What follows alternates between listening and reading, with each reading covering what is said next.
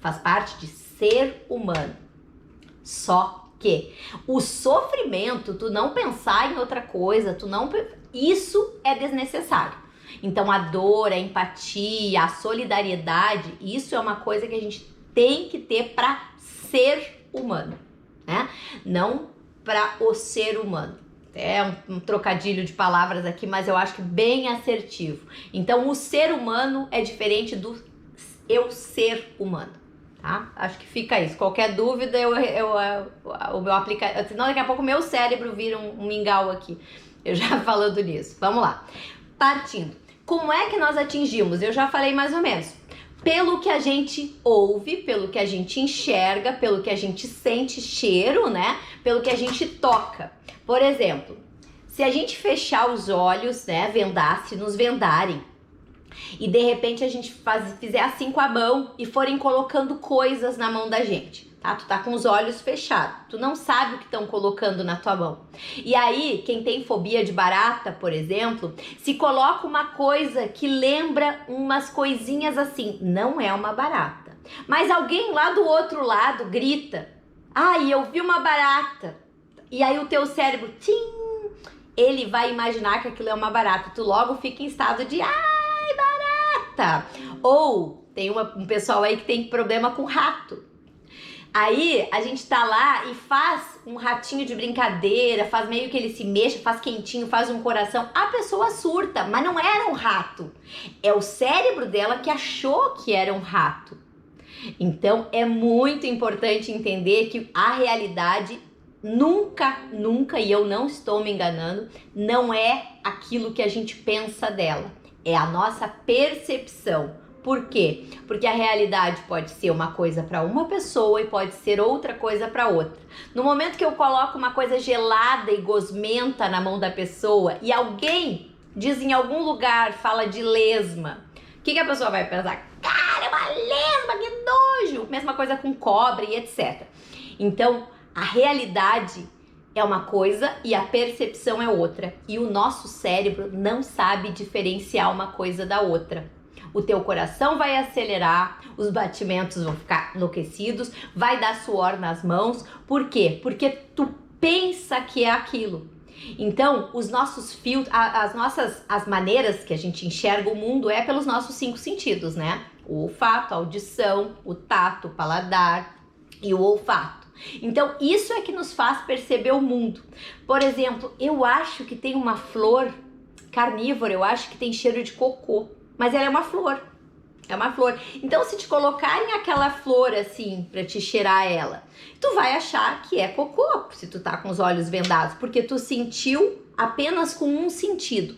E nós todos somos predominantemente, em algum sentido, melhor. A gente aprende, a gente percebe o mundo por algum desses sentidos em maior ou menor grau. Aí a gente chama as pessoas visuais, auditivas e sinestésicas. Sinestésica é aquilo que engloba o tato, o olfato e o paladar. São as pessoas que são o que eu chamo de sentintes. São as pessoas que têm que sentir, mas sentir com as mãos as coisas, né? São aquelas pessoas que as mãozinhas logo, ela quero sentir esse tecido. Então os sinestésicos têm uma forma de aprendizado, os visuais têm outra, e a gente sempre sabe mais ou menos, existe um teste, que eu não tenho ele hoje aqui, mas a gente pode providenciar, que nos diz qual é desses sentidos que a gente predomina mais no nosso aprendizado, na nossa percepção do mundo. Tem pessoas que são visuais, são aquelas pessoas que gostam. Dá pra ver de cara que eu sou visual, né? Porque eu sou uma pessoa que adoro estar arrumadinha, tem que estar com cabelo legal, tem que estar bonitinha, eu tenho que me enxergar bem, eu gosto de botar uma mesa posta, eu gosto de um cenário. Então eu sou extremamente visual. Tem pessoas que aprendem ou ouvem ou percebem muito o mundo pela audição. Quando nos falta, inclusive, um dos sentidos, por isso que a gente desenvolve muito os outros, né? Para tomarem o lugar. E isso também chama-se plasticidade cerebral. Plasticidade cerebral, que é o cérebro encampar deixa eu me fugir a palavra, ele encampa, ele toma conta de... de ações, ele vai... Nós temos uma ação, um lugar para cada coisa no nosso cérebro, né? Quando a gente perde uma área, por exemplo, a área da fala ou a área da audição, outros lugares do cérebro tomam conta daquela ação, Gente, me fugiu mesmo a palavra, tá? Mas eu espero estar sendo clara. O cérebro, ele se muda justamente de acordo com a nossa necessidade. Por isso a gente cria hábitos, por isso a gente cria hábitos ruins, hábitos bons e medos, fobias. São trilhas neurais, né, que a gente vai fazendo. Então essas são esses são os filtros, são as maneiras que a gente percebe o mundo. E os nossos filtros, eles são de acordo com as nossas crenças. E quem é coach ou quem já estudou alguma coisa sobre coach, fala-se bastante nas nossas crenças fortalecedoras ou crenças limitantes. E como é que a gente faz essas crenças? Como é que elas aparecem, né? Elas aparecem desde a infância. Elas forjam os nossos filtros. Por quê? Porque a gente acredita, é aquela história da baratinha na mão, não é uma baratinha, mas o meu filtro imagina que é uma baratinha e logo eu vou ter uma crise nervosa porque é que eu acho que é uma baratinha.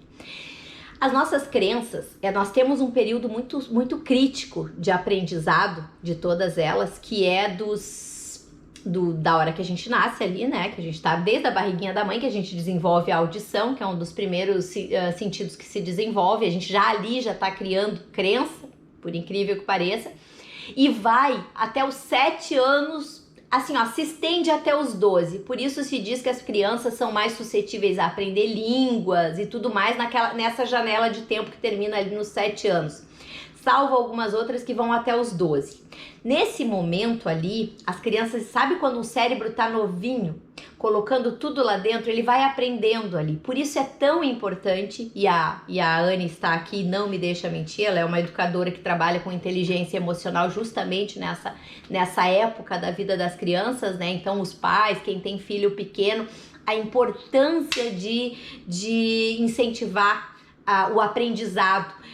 Existem testes de crianças que a gente vai lá e vários testes crianças que são elogiadas pela beleza, nossa, como tu é competente, tu terminou esse trabalho rápido antes das outras. Eu fui essa criança, tá? Nossa, eu era fora do comum. Nunca fui elogiada pelo meu esforço. E aí o que acontece? Durante muitos anos eu criei a crença de que eu não posso nem tentar nada, porque se eu tentar eles vão descobrir que eu sou uma fraude e que eu não sou tão brilhante quanto eles achavam que eu era. Então a minha vida inteira eu fiquei me escondendo do fracasso temporário. Por quê? Porque eu não podia perder aquela alcunha de nossa, como ela é inteligente. E isso foi lá na minha primeira infância. Já as crianças que a gente diz assim: cara, como tu se esforçou, meus parabéns, olha, tu é esforçado, tu é um esforçado. A gente acaba não tendo medo de nada. Por quê? Porque a gente cria a crença na gente em que se a gente se esforçar, a gente consegue tudo na vida. Então, certas crenças que colocaram na cabecinha da gente lá na nossa infância pelos pais, professores, os tutores, porque nem todo mundo foi criado pelos seus pais, pelos líderes religiosos, essas crenças, às vezes, elas nos atrapalham um pouco. Então, rever aquelas coisas que a gente acredita se faz muito, muito necessário para que a gente evolua. Porque todas as crenças são importantes, só que durante um tempo da vida. Se a gente teve essa crença, é porque ela nos serviu para alguma coisa. Então, o que a gente deve fazer é agradecer, tirar ela dali, colocar outra coisa no lugar e não ficar remoendo. E crença não tem nada a ver com religião, tá? Não é fé religiosa, tá? São outras crenças, crença de merecimento, crença de potencial, né? A criança que cresce achando que ela é maravilhosa, ela vai ser um adulto problema, tá? Pode ser um problema pequeno, pode ser um problema grande, mas ela vai. Já a criança que cresce sabendo que ela é esforçada, que ela vai ser um adulto de sucesso. Fato. Ponto. Não tenho o que dizer. Salvo com algum acidente de percurso aí. Voltando, eu gosto, eu fiz sozinha essa imagem, Anne. Olha só, viu como eu sou boa hoje? Eu tô boa em brincar de PPT. Tão boa. Então, é justamente tudo que eu falei até agora sobre percepção versus realidade. Porque se a gente colocar a mesma imagem diante de duas pessoas, pode ser, na verdade quase certo, cada uma terá uma percepção de acordo com os filtros criados durante a vida. Ela vai enxergar com os olhos, ela vai ouvir com os ouvidos, ela vai sentir com o tato, mas a percepção, o filtro dela é de acordo com o que ela acreditou a vida inteira que é. Mesma coisa, se eu disser aqui, se eu vier de uma cultura lá, de um lugar remoto do mundo e disser que essa cor aqui é verde, na minha tribo chama de verde. Eu vou morrer dizendo que isso aqui é verde, porque eu aprendi que isso aqui é verde. Então, a realidade é uma questão de percepção, cultura, aprendizado. E a gente pode aprender a perceber a realidade a nosso favor. Eu montei isso aqui porque eu achei muito bacana. Porque eu sei que tem um monte de gente que tem problema com baratinha, né? Então aí tu olha a baratinha, pô, fofinha essa baratinha, coisa mais fofinha dona baratinha aqui, daí tu enxerga. Aí ele passa lá pelos teus filtros, que normalmente quem tem fobia de barata, e eu tô falando de fobia, né? Fobia nada mais é que uma crença, é um medo de alguma coisa irreal, de alguma coisa que não pode te fazer tanto mal assim.